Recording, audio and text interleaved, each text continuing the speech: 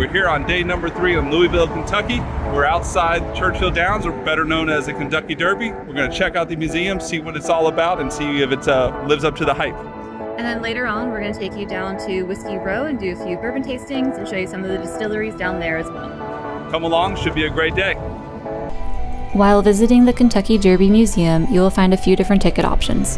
We decided to do the general admission ticket, which provides you full access to the museum, a viewing of their 18-minute, 360-degree view film about the Kentucky Derby, and a guided track visit. The museum is larger than expected and encompasses 2 floors. Some exhibits even include interactive components, which are great for kids and will help keep them entertained while learning the history of the Derby in a fun way. While the ground floor of the museum provides you with information about the history of the Derby, the second floor pays homage to the trainers, the jockeys, and all of their key roles to everything that contributes to the Derby on a wider scale.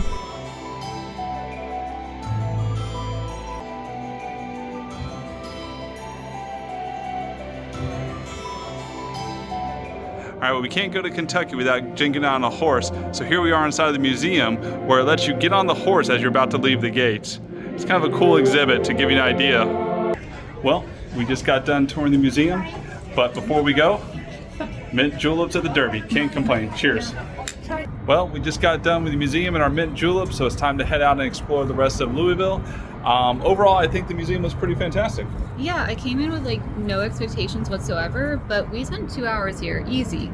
Yeah, I think the museum was great because for me, I watch the Kentucky Derby most years, and it's a fun little thing to watch the people in their hats. But I don't really care about the history of it that much. It's just a thing to me. But after coming here, I really do appreciate it more. They really do a good job of exploring the history and making it and presenting it in a way where an average person would appreciate it. Yeah. And what's really neat about the museum is that there's different storylines to it. So there's a section dedicated obviously to the Kentucky Derby, its history and everything. But then you have also the trainers, the jockeys, everything that you could want. There's even a part with the shoemaker. So they really pay homage to every part of the involvement of the Kentucky Derby itself. Yeah, and that was really nice to see because it's not about just the glitz and the glam. It's about all the people that actually make it work. So overall, I think a great experience. Again, came in with no expectations, but 2 hours later, and I'm glad we came. And even then, the price was right. It was what, $20? Yeah, $20. So I think this is definitely well worth the money. With your $20 admission, it gives you a viewing of a video and then also a little tour to the track. You don't get on the track, but you get into the stadium, and this is where you can learn a lot of the history and everything about the grounds. Yeah, the basic tour that she's talking about that you get with the admission, it was fine. It takes you out there to the track, but there's definitely other. You can upgrade your tours and have different ones. If you want to see where the fancy people go and they see the Millionaires Row, I think they call it. Yeah, they said that. Yeah. So you can go there, check that out. It's whatever you would like. They do have options for if you're a casual person like ourselves, or if you're really interested in everything that Kentucky Derby has to offer. They have everything to suit you here. So overall, I would give it 5 out of 5 stars. Definitely worth checking out if you're here in Louisville. Yeah. Another thing to do in Louisville is to walk around some of the old historic neighborhoods. Here is a quick look at Belgravia Court, where you'll find Victorian-era mansions surrounding a beautiful walking court.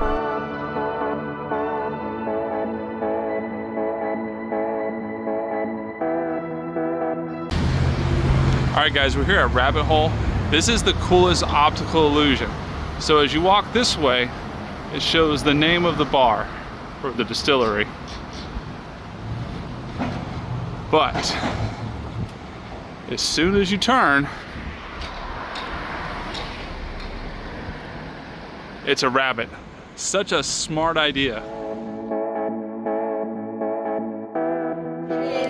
All right, so we've got our base flavors, which are these 4, and then these are different finishes and different casks of the same base. So this is going to be very exciting to try all of these and see what the differences are. So if you come here, you can only get these bottles down here in person at the distillery. So my recommendation would be one of these, because the other ones are available in most liquor stores around the country. We just got done with our tasting at Rabbit Hole Distillery. Fantastic. Dana did a great job. She lined up all the whiskeys that they have. You have the basic 4 whiskeys and you have the distillery specials. It's actually a really great way to try whiskeys because very rarely do you have so many whiskeys lined up and you can taste the nuances in the whiskeys. For me specifically, I went with two that I thought were my takeaways. It's called Heretofore, and it's a distillery exclusive, and it's the same one as their Derringer, but just finished in a para cask instead of, I think they said sherry cask. The other one was a take on their rye whiskey, which is Foals Run, which again, delicious, just a different finish. Overall, great way to stop by. The distillery was beautiful. The staff was fantastic. Definitely worth your time if you come here to Louisville. Welcome to Whiskey Row. For our first stop, we've got Michter's behind me. It's actually one of the most famous distilleries. If you know anything about bourbon and whiskey, that it's a heavy hitter in the game. So we're gonna go over here, see what they've got, maybe hopefully find something special that you can't buy in the stores. Kind of excited to see what they may have. So come along with us and we'll find out.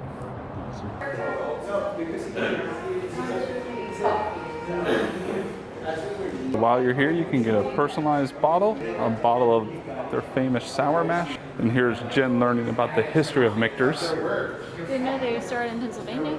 Oh, that I did not know either. Now we'll see what the bar holds. Oh, okay. We got cocktails. Oh, this is quaint. We just got done here at Michter's. Overall, decent experience. I had a flight of their common whiskeys. Jen had a cocktail, which was delicious. I'm sorry I couldn't bring more to you. They actually have a prohibition against filming inside the bar. The bar itself was beautiful. It's actually a great atmosphere, quaint. Plenty of their whiskeys to taste. Prices weren't too bad. It was $20 for my flight. Jen's cocktail was $15. They did have flights that were $35 for some of their more rare barrel-aged stuff. But overall, decent experience, and one of the few things that no one talks about, it's open late. Most of the stuff here on Whiskey Row closes down at 5 p.m. This is open till 8, so if you can definitely save this towards the later portion of the night. But just keep in mind that it does get busy because everything else closes and then everyone else congregates to the one few place that's open. So overall, worth stopping by, but a little bit anticlimactic for me because I wasn't able to bring you guys along with me. So since everything closes really early down in Louisville, we decided to drive a little bit outside of town and head over to Puttshack. It is more of a high-tech mini golf venue, and it's opening day here at Louisville, so I'm excited to see what it's about. It's a new thing of putt-putt. I love mini golf, so let's go take you along on the adventure.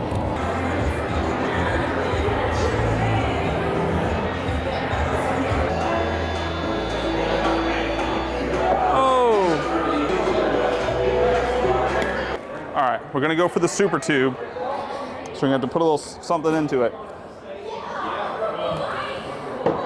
And that was not near enough for anything. Takes a lot more. And then came over here. Okay. So we're going to try to ricochet. Oh!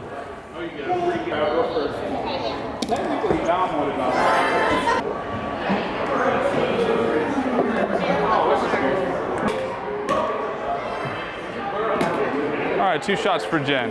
So I think the play is to bounce off this back one here into it. That's what I'm going with.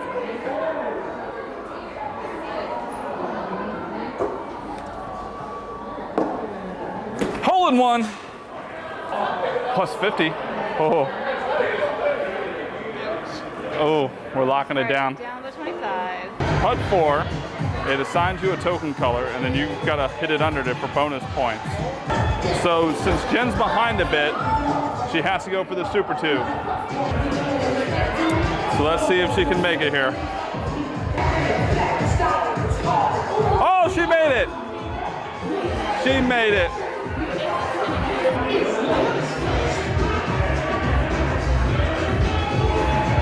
Plus 50. Oh, so 60 points for that round. All right, so I've got to get at least 31 points. So here we go. So the only way to lose is if I get it down to the bottom where it says 30. 50. And the winner is Jen B2.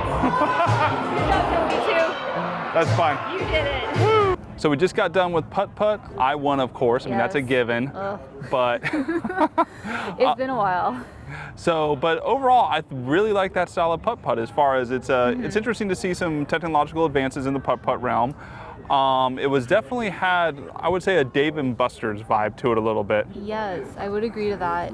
I mean, it's a different style of putt-putt, so it's not your traditional putt, take a turn, go. It's, like I said, technology advance. One person putts at a time. Your score is based on point value and how quick you get it in. So that was kind of good because it's not like, hey, if you missed a stroke, you're done. It's different points. Some of it has some luck involved into it. And you can bounce back, because at one point I thought I had lost it, but I got that bonus hole and it saved me, and then I still lost narrowly. But overall, a good little putt-putt, but there was one bad part. And for me, that was the price for the 9 holes. Yeah, I would say it was $28 after it, and it was only there for like 30 minutes. Yeah. So I feel like for the value, it's not there, because you can pay the same price. It was back in Orlando for the same price, maybe a little more, but you get a whole 18 holes, and definitely much more involved. And as far as the courses and your time will be more stretched out, I would say, for the dollar. Now, if you wanted to make a night of it, going to that place, I could definitely see that, because it's definitely set up for food, drinks, and to play a little putt-putt for fun. Yes. I just wish the putt-putt was a little bit cheaper.